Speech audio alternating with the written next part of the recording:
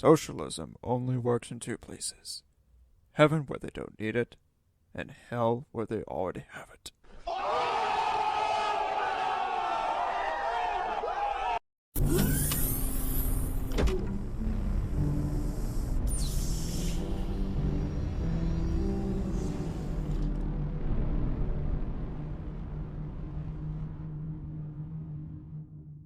Welcome back to the Megatronic Legacy writing series. Obscure Titan here with the topic of Heaven and Hell. In this case, Cybertron and Jahellrex. If you thought the Cold War being in this world seemed like a ridiculous idea, religion is a whole other thing by itself. Though it's not anything new in my works before, since the concepts of heaven, hell, God, and Satan have been a thing in my work since 2010. In fact, it's a thing in most fictional settings for a very long time. As per usual, I'll go over their canonical information and then go over concepts of Cybertron, Nibiru, and Jahellrex. In the end, we'll have its finalization. Now, I have spoken about Nibiru previously in my Arbiter and Unicron episode, but I'm only going to discuss the lesser half of Heaven for Nibiru since that's what will consist of, as well as Cybertron with the higher half. Now, let's take 2 steps from Hell.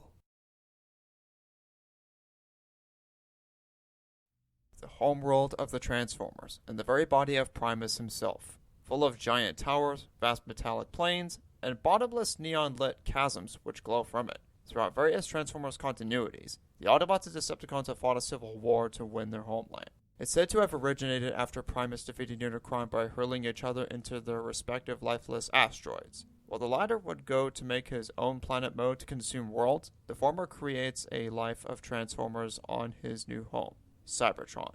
It's said that both planets are about the size of Saturn. It's said to contain vital features of its lore such as Vector Sigma and the core of Primus, key locations such as Autobot Iacon Base and Decepticon Kaon. In a dark forest, Dante Alighieri tried looking for a way out of it. He sees a light in the mountain which seems to be safer. However, coming across it results a lion, leopard, and she-wolf. He turns around and sees Virgil. He was told that Dante should journey to hell in order to get to heaven, though he'd have to go through purgatory next before entering God's front lawn. Dante and Virgil go through the 9 circles of hell, starting from the dark lake of Charon to Limbo, the stormy winds of lust to the rain of gluttony, excruciating gold of greed, to the murky lake of Styx and anger, and so on. Each circle is layered level by level, with each resulting to worse punishments than the last. There is a video game made for it in the form of a damsel in distress plot, and one of the only good God of War clones, to be quite frank. It's layered out pretty similarly to its original source material, but much more action-oriented. Lucifer, also known as Satan, resides in the 9th circle. Instead of being a circle made of fire, as pop culture would have you believe, the Circle of Traitors is a frozen wasteland, that being the very center of hell and earth. Once Dante and Virgil reach Lucifer, they go through an open gap to fit through the other side of the world, hence the hemisphere of the earth.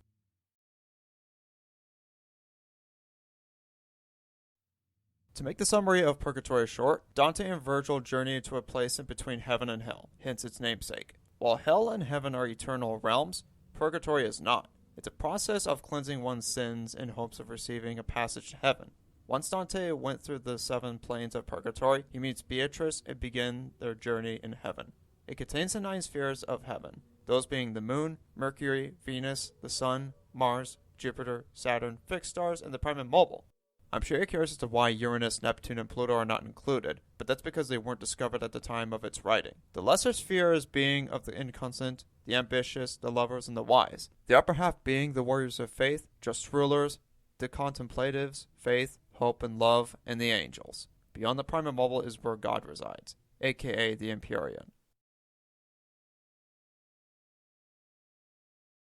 Following the star of Revelos' explosion, several planets and stars were created, Cybertron being the first to have life shortly before Unicron met his defeat by the hands of Megatron's convoy. Its presence was of majestic beauty and absolute perfection.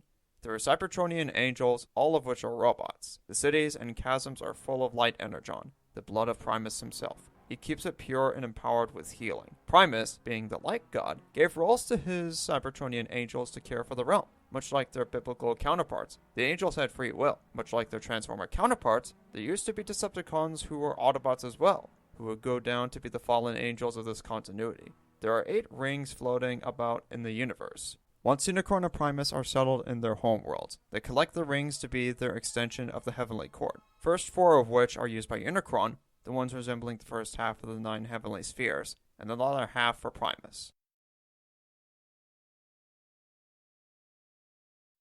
Contrary to its light counterpart, Nibiru would be the lesser half of heaven, or rather the darker form of it.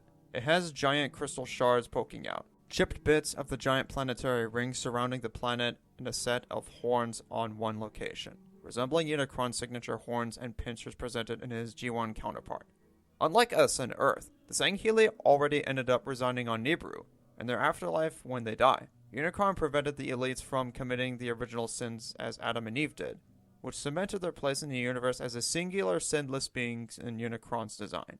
Something to point out there is that each heavenly planet, enacting as the core for each half of heaven, has them be cores. They maintain the planets like light and dark energon, which are their blood. In this depiction of Hell, it's a giant asteroid Megatron's convoy crashed into, about 3 times the Earth's size. Considering the Prometheans would end up where we will be, this makes up for millions of souls to be sent. There will be 9 circles like its poetic source material, much of them being similar in many ways, though it could have robotic or biomechanical parts in them. I mean, these are convoys we're talking about. There will be a multitude of representatives that resemble the characters in Dante's Inferno. Aside from Megatron's convoy to Lucifer, obviously, there's Minos, Phlegyas, Geryon, etc. A good reference to build this depiction is Doom. While Visceral Games' Inferno is a good foundation, the Doom series has always been inventive in the ways that their levels are designed. Some having industrial factories in the circle of greed, strip clubs in the circle of lust, etc. Hell is one of the most compelling topics that it's also one of the most creative.